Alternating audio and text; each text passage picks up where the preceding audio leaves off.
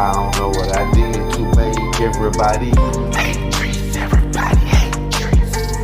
I don't know what I did to make everybody hate trees. Everybody hate trees. I don't know what I did to make everybody hate trees. Everybody hate trees.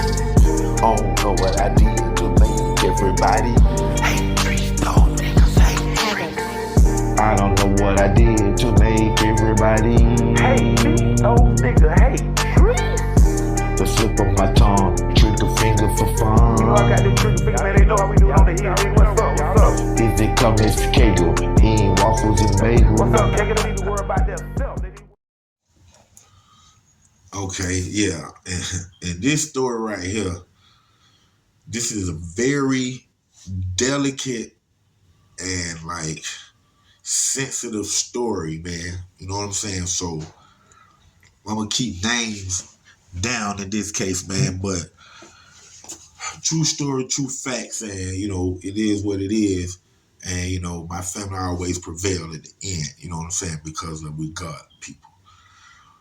Jehovah, that is. So one day that I'm out of town, I leave and I go, me and one of my relatives are staying together. And I go out of town. Me and this person has a pre-production studio inside of the house.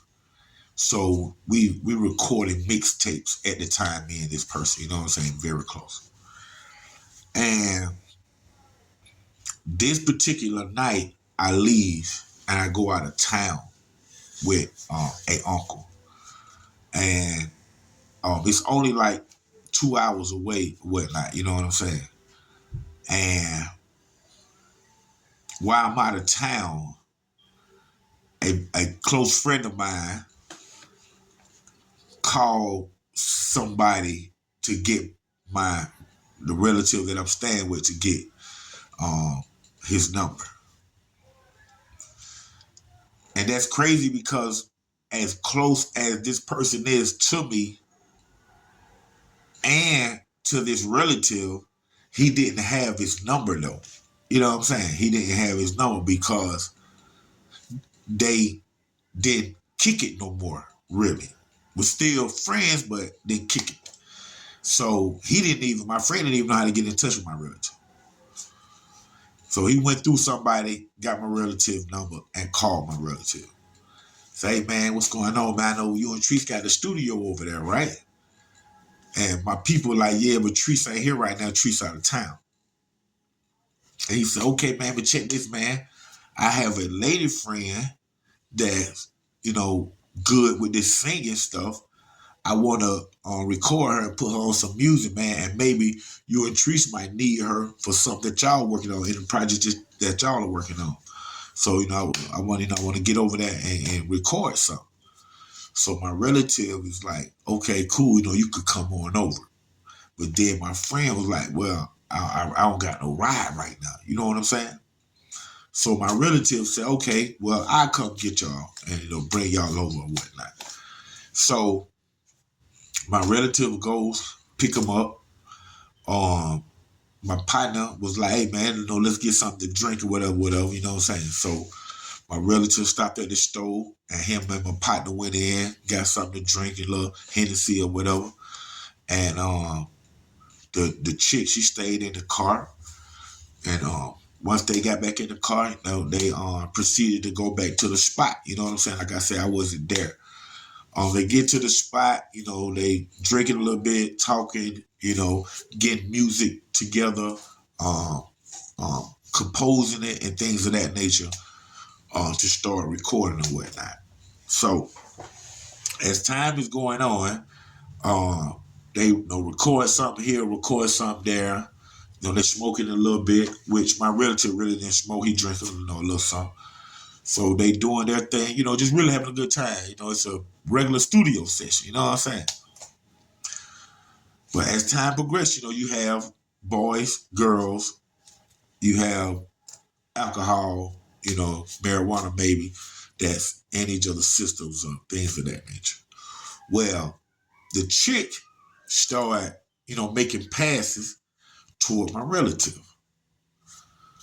My relative see the passing and they know him because he's up under the impression that this chick is not only the single chick that he wants to record and do all this stuff, my partner that is, but my relative is up under the impression that my partner who brought the chick have also been with the chick.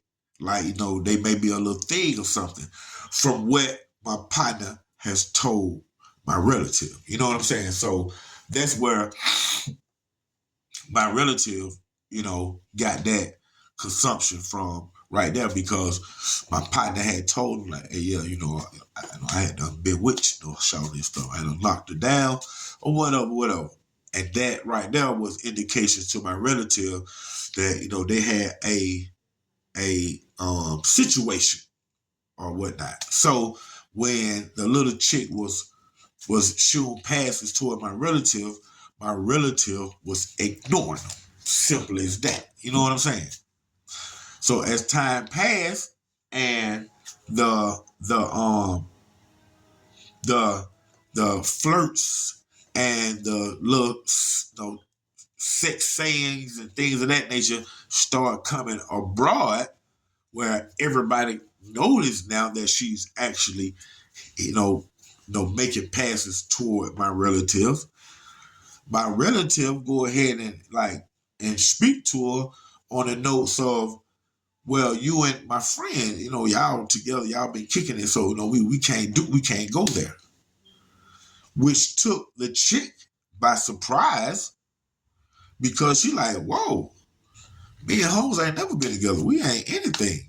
I don't know where you got that from. And of course, my relative was gonna throw our friend up on the bus. He just took it as that's what I thought. You know what I'm saying? She was like, oh no, me and him is that thing, never been that thing, never gonna be that thing, blah, blah, blah. So when my relative heard that, he was like, oh wow, so it's on game. You know what I'm saying? So with that being said, a little bit more talking, a little bit more information, of course you want to get to know somebody a little. So, he asked her, he already asked her name and his dad, where you live there, your age, stuff like that, 18, and just, kept on, and boom, boom, boom. So make a long story short, she ended up recording whatever they done, and they all spent the night that night. You know what I'm saying? Even to the point where when my relative was asleep that night, my partner, who's still awake, came into the room and was trying to steal out his pants pocket. And my relative caught him. You know what I'm saying? Hey, get out my room, man. And made him get up out of the room because, he caught him, creeping and trying to steal money up out of his pocket or whatnot. So the next day, everybody wake up, everybody disperse, go home. My relative dropped everybody off or whatever. It's just a regular day. You know what I'm saying? Got some music done, knock, shot it down, and, keep it moving. You know what I'm saying? She's another victim. But when I pull up the next morning, the next afternoon, I can't really remember the time frame or any of that, but I do remember pulling up and my relative and my partner is leaving in a rush. I'm like, hey, man, something going on. That's what I say in my head. Then I get out the car. Say, man, what's going on? My relative said, man, he done got me effed up. He done got you effed up. And I look at my partner. I say, hey, man, what you done did, man? My partner crying. Snot coming out of his nose. She, man, the girl say we raped her. How, what? What? My relative like, yeah, man, they got warrants on us. They getting warrants on us now, man. Like, who? And then he tell me the story I just told y'all. What?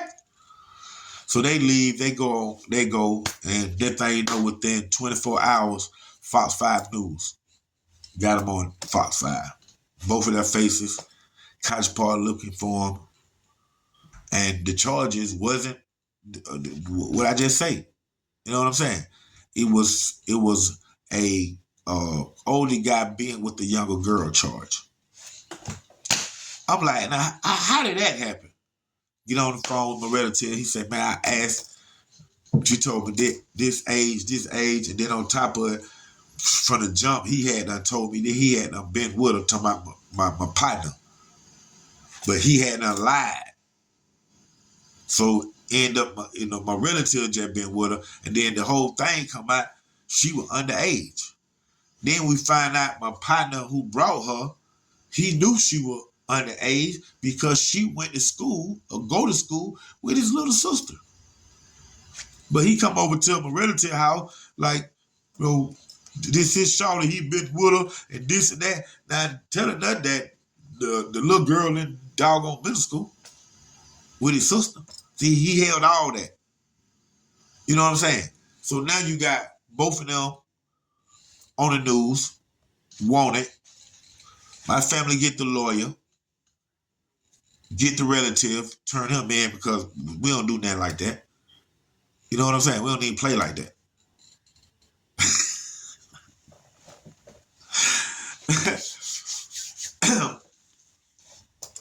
But he go in, he get bond, he come out. My partner, he go in, give a statement, whatever his statement is, he walks straight out the door. They ain't fingerprint him in that. What? Then when my relative finally go to court, he's going to take it to trial because he's like, hey, I didn't know none of this. I didn't know what. Like that, he found out the statement that my friend said. And the statement that my friend had made indicated that my relative and the girl was in the room together at a point in time, and he heard sounds that sounded like moaning sound, indicating that sexual activity was going on. The little girl did never testify. She wasn't nowhere to be found. It was his statement that would, and end up going down. Had like 5-10 years, something. I think he did about 2 or 3 years in prison because of this homie right here. And like I say, he came over there knowing that this girl is this age. Because she go to school with his sister, his little sister. We know the little sister. She's like a little sister to us, so why would we want to be anybody? But for him to know that and not tell that to my relative shows you his mind thinking and his seed planting. Because he could have came around the house like, hey man, check this out. This is a girl I want to see. She go to school with my little sister, man. They go listen to stuff. Right after you say something like that, we know we out the rip. But you come in the house saying other things like you done been with her, you done knocked her down, and don't mention what school and your sister, none of that. Then you done misled everybody in the house to make us think that you done been with this girl and this girl is above age. And you lied. Didn't do down there in prison, didn't do nothing happened to you. But something happened to folk. That real talk, man. For real. That real talk, man. Right here. Underground Source TV, man. You have to watch. Really who your friends are. I don't care if you've been doing them 30 years. On that 31st year, it'll happen to you.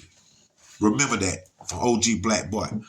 Right now, thank you for tuning in to another great episode of Underground Source TV with your host, film and TV producer Don Knox. Y'all make sure y'all get those memberships before I shut them down, man. The first 100 memberships, I'm going to drop the first 10 uncut, unrated stories all at one time for those members, man. Those first 100 members, man. So y'all go ahead and get y'all memberships.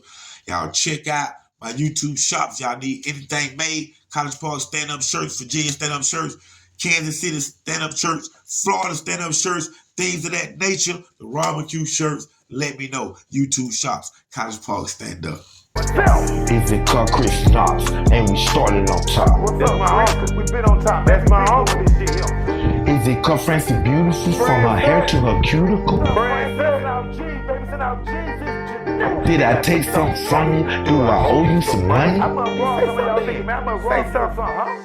I'm sorry for your pain. I was young in the game. Sorry, baby, for anybody ever heard back then I was young. Y'all know what I'm saying? We all broken hearts. Remember, I lost mine.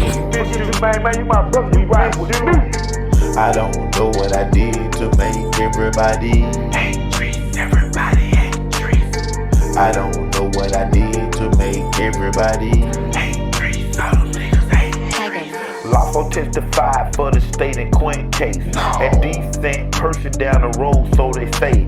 And Trees set up boosted just to keep Chris safe. The realest shit I ever wrote, the realest shit I ever say. I never testified a lie on the fuck nigga. I put that on my son's phone leg. And my killer better ass roll bell, better yet.